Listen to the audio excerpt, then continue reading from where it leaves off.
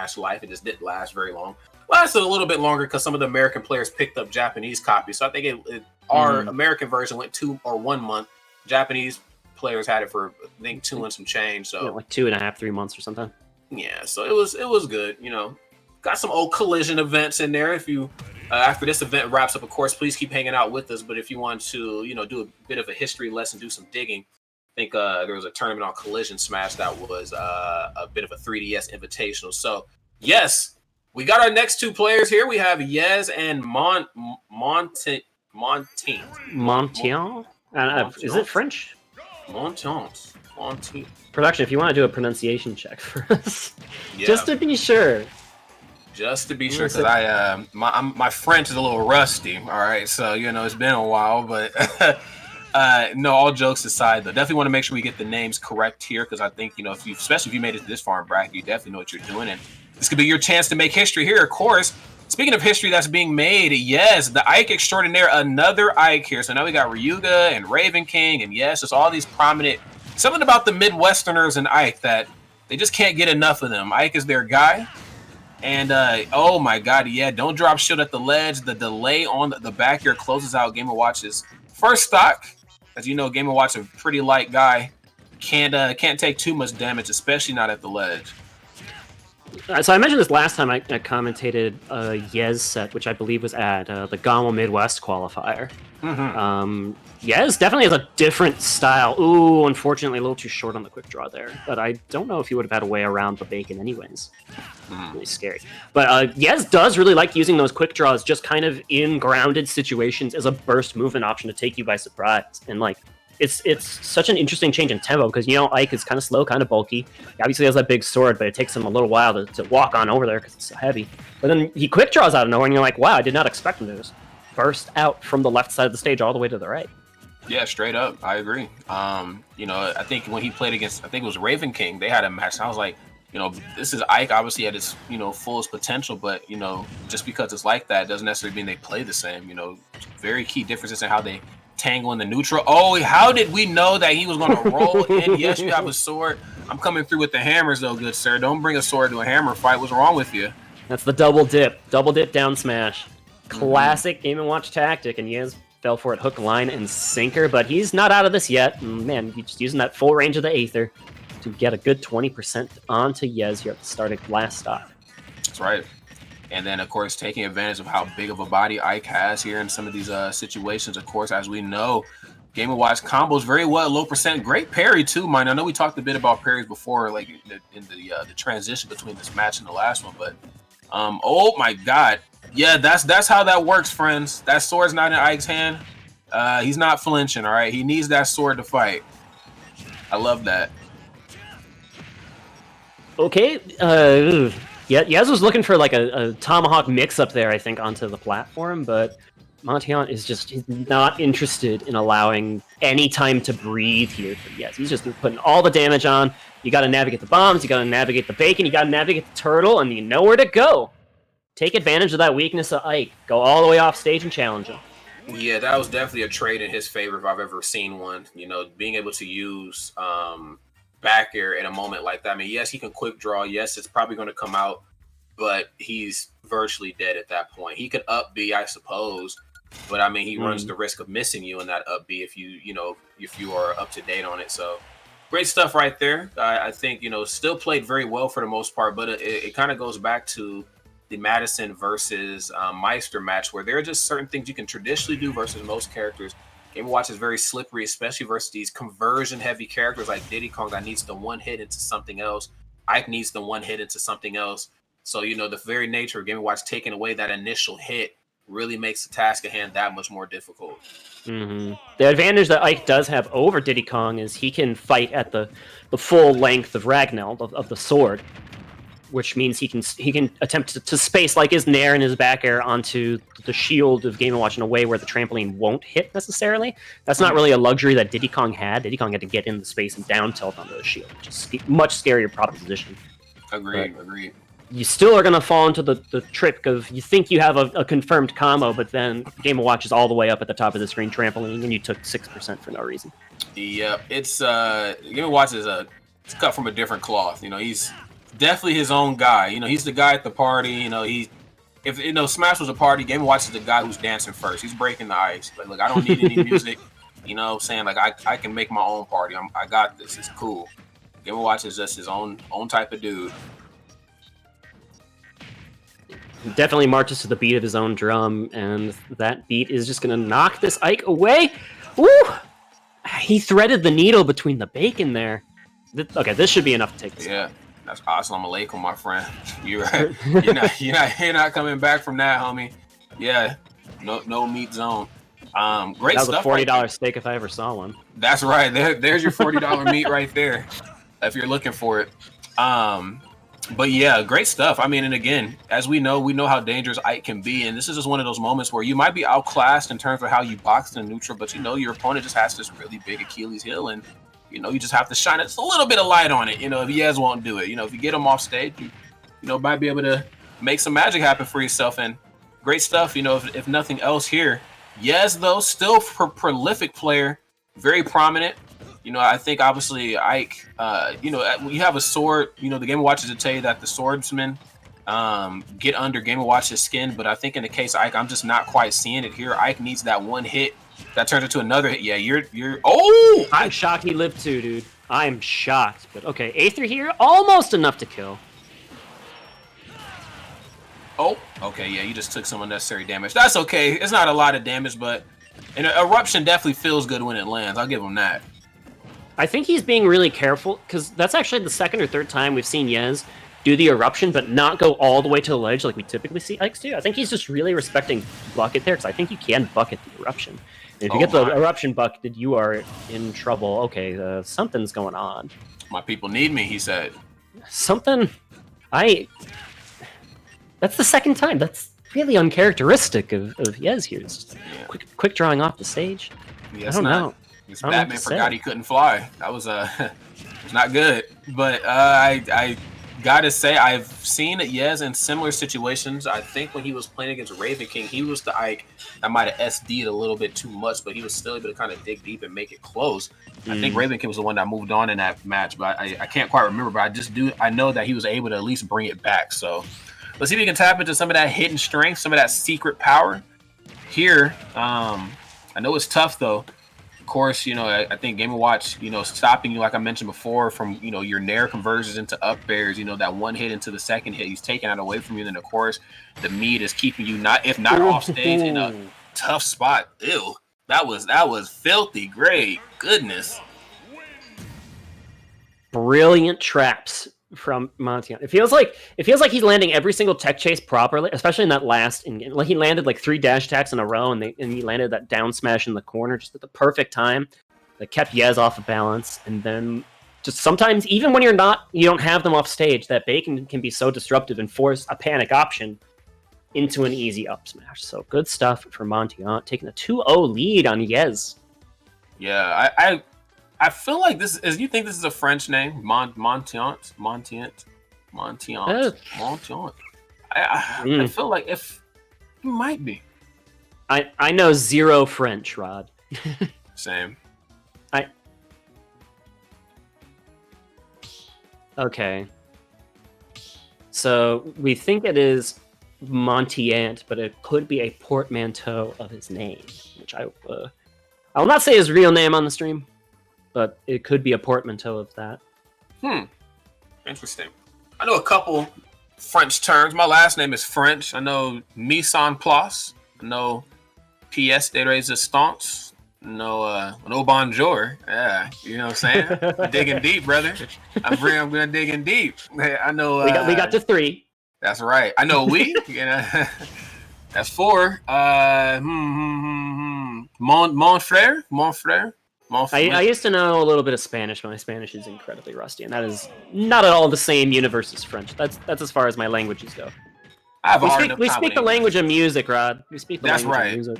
That's right. We speak music. I mean, I got a hard enough time transitioning between English and Ebonics sometimes, man. So trying to throw another language in there is tough. I guess I also speak gamer as well, too. I found myself sometimes in the restaurants or in public like, dang, man, that dude just went 0-2. And everybody around me was like, what does that mean? I'm like, oh, it means he he died. You know, he got bodied. What does get bodied mean? He's not doing well, not you know, like so I guess speaking gamers and language as well, but regardless, it's neither here nor there. Both of these two players speaking Smash right here, and I think Yez is speaking big damage, as you can see, looking to keep Monteant off stage. I love that fall off forwarder.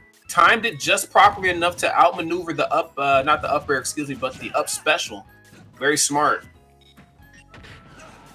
And Yoshi's Story is the pick. This is a really common Ike counter pick because you love to see those vertical the platforms are higher, so it really helps your up air combo game a little bit if you can find those confirms. Of course, confirms are different than they were a couple patches ago now is when Ike got that changed. Also, now Aether will just kind of kill off the side at blistering pace on this stage. Yeah, I'm just not used to Aether doing that. After, when did Ike come out? 2008, so it's been about 11 years or so. 12 maybe. Yeah, March, yes. Somewhere in there, but regardless, I'm just not used to that. Like when I get hit by it in friendlies, I'm like, I'm good. And then like that last swing comes down and I'm like, I'm actually not good. I am the furthest thing from that move got a buff of like 65 units of knockback or something in that patch when they buffed Aether. An incredible amount. I'm pretty sure if you buffed any move by 65 units of knockback, it immediately becomes amazing. Of course, that's exactly what happened here. It's like, look at that move and tell me God exists. You know, he's just like, that move is just, it makes me very mad sometimes. I'm like, dude, this is an up B. Now, look, I'm ready for up B out of shield. Like, Game & Watches, I'm down for. Clouds, I'm down for, whatever. But I'm like, yo, you get hit by one too many Ike up Bs out of shield. And I'm like, well, I need to put down the sticks.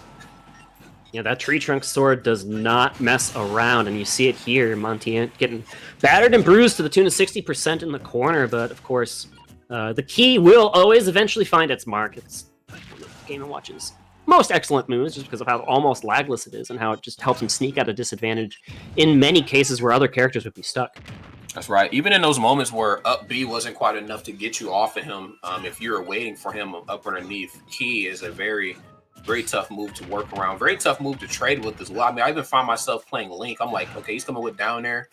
If another Link is down airing, I can up air his down air. You know, like I'm fine. But, you know, in Game & Watch's case, it's like, yo, key is not anything to mess with. You need to move, and you need to move now. But now Yez is moving here to the tune of a stock lead. He gets the dash attack catch. That's another thing that's also super violent on Yoshi's Stories. That move is a heck of a kill move on any stage, but since it kills to left and right very often against these light characters, it's going to kill super early here too. Yes, threading the needle right there, and just that last interaction. Of course, don't jump over Game & Watch or the Mario Bros, because you know what up smash is going to do. But just a moment before, I didn't really take into consideration the slants on the sides of the stage. Get up attack becomes a little bit more of a risk factor now, because you know you think you know how to time your get up attack, but if you outrange yourself, you run the risk of being hit with something that Game & Watch is doing traditionally. F smash to the ledge, or in that case, down smash. Now, of course, it didn't connect, but that's definitely something to kind of keep in the back of your head. You know, your get up attack range might not be what you think it is here. And that little slant will also, like, if the down smash sour spots, as Game & Watch's down smash sometimes does, it's gonna like semi spike you all the way to the bottom left or right corner of the stage and get hit by a particular hitbox, which makes it even harder for a character like Ike to recover in those situations. But, oh. Sneaky little forward tilt there, getting the job done. I forget how dangerous F tilt is from Ike at times. You know, I love Ike's jab. I've always been a fan of that. You know, even on the way back to Brawl, where jab can like chain punch you from one side of FD to another. You know, all the way back to like how well I've seen Ryuga implement it. You know, back at the Big House 5 versus Fatality. You know, jab was a very big deterrent for Captain Falcon, and even now, you know, but. F tilt though is kind of like an unsung hero. You know, we talked about quick draw, how dangerous that is up B, but I'm like, F tilt not to be messed around with. I mean, really no aspect of Ike is really to be taken lightly, but F tilt is the big sleeper for me. It's trickier to punish on shield than you think. Although Game & Watch obviously one of the best characters in the game at punishing things on shield, but if you like perfectly space the F tilt, like, there really isn't too much to do. Yeah, I agree. And so the chat feels, and actually this is, you know, something I think we should talk about. The chat feels, you know, doesn't Ike beat Game & Watch? Now, see, on paper, I was assuming that, well, he's a swordy. Most swordsmen have a pretty okay time with Game & Watch. But I think Ike is a different type of swordsman, though. I think, of course, you know, it still has to of course, land swipes and swings, but just the way that he not only just puts on damage, but takes stocks, like that one hit into the second one. I think Game & Watch takes that away from him. So I would like to think that Ike beats Game & Watch, but I don't. It's hard for me to call, man. Game & Watch is such a loopy character, you know? Yeah, Game & Watch always has that Game & Watch factor, right? For lack of a better term. It's like he can always just like find you in that schmicks, and you just get hit by a bunch of nairs, and you get hit by a bunch of edge guards, and that's really the advantage I think that Game & Watch would be able to find. And we saw in the first 2 games from Monteant is the edge guarding was on point.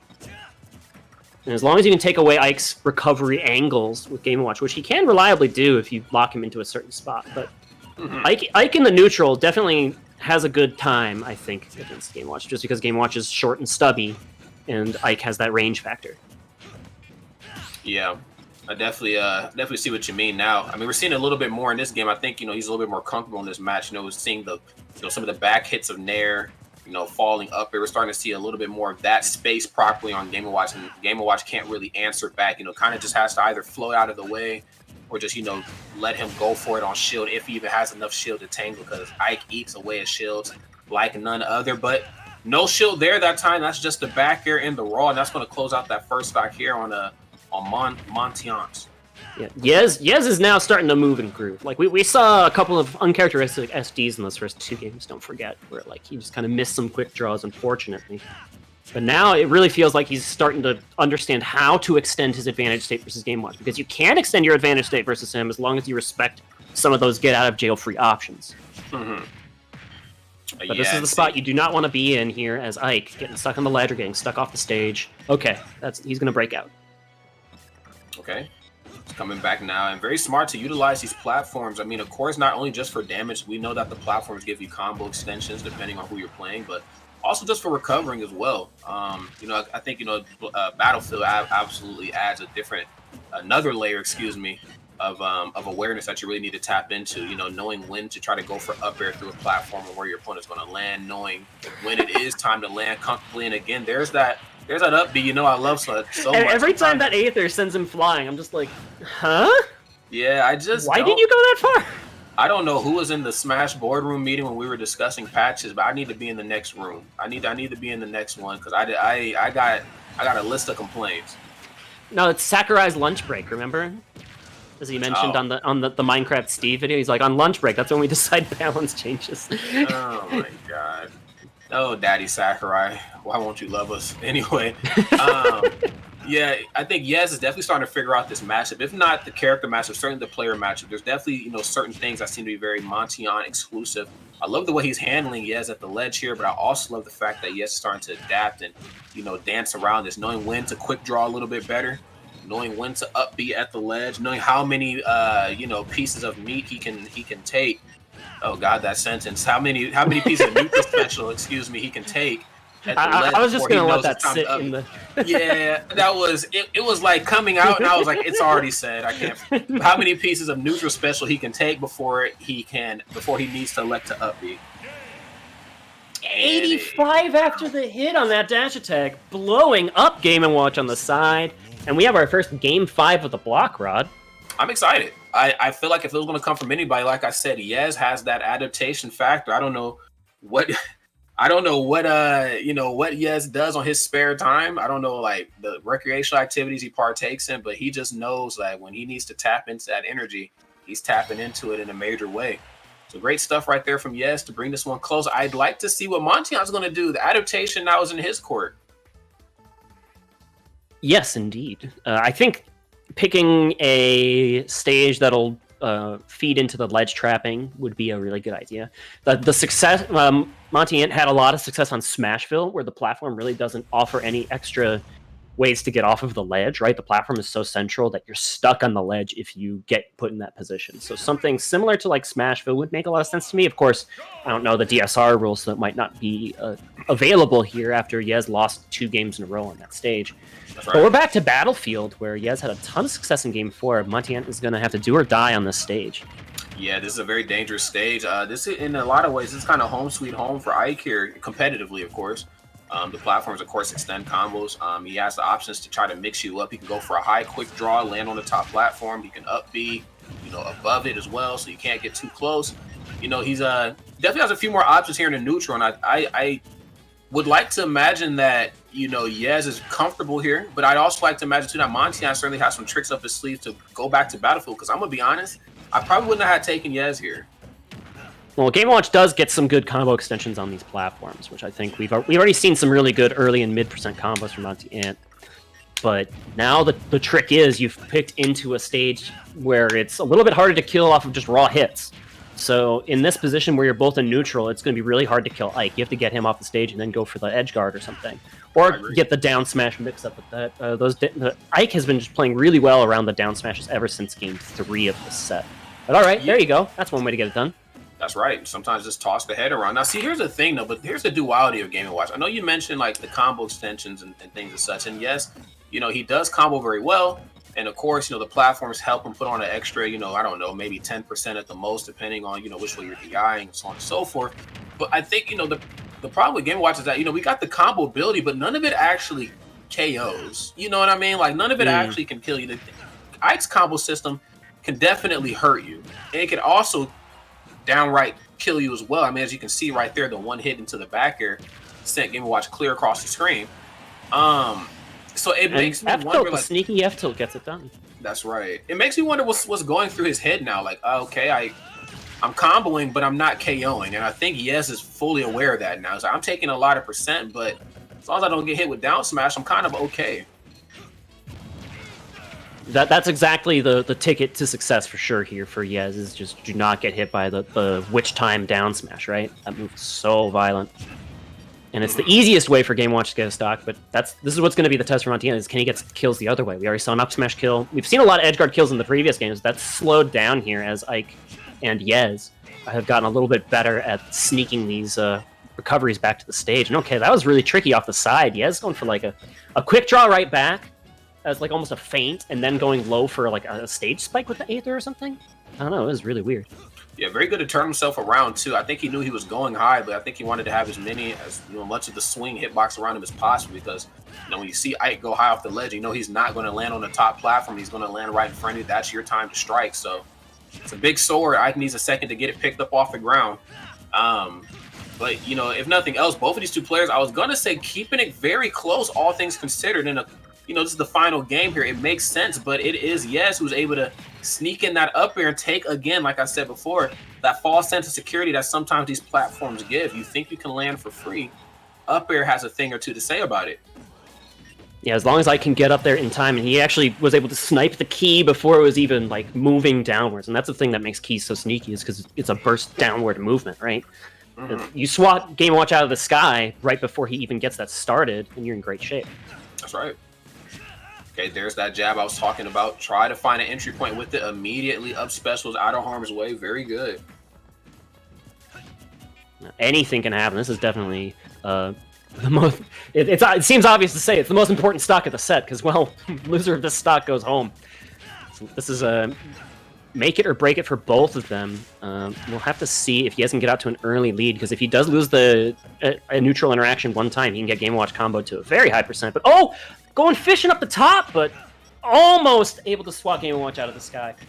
Very dangerous. Uh-oh, there's an upper. Oh, my goodness. Please get your feet back onto solid ground as quickly as possible. The last thing you need is to have him up underneath you like that.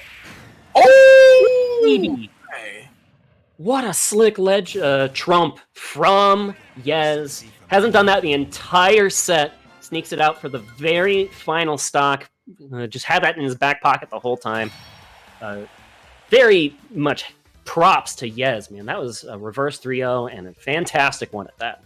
Like I said, there is that comeback factor that Yez has. I don't know what it's called, and I don't know where he got it from, but I'm glad he has it, and I'm glad he's using it with Ike. Ike is already a very fun character to watch, very fun character to commentate, and the fact that, it builds, every time he plays this great storyline for himself.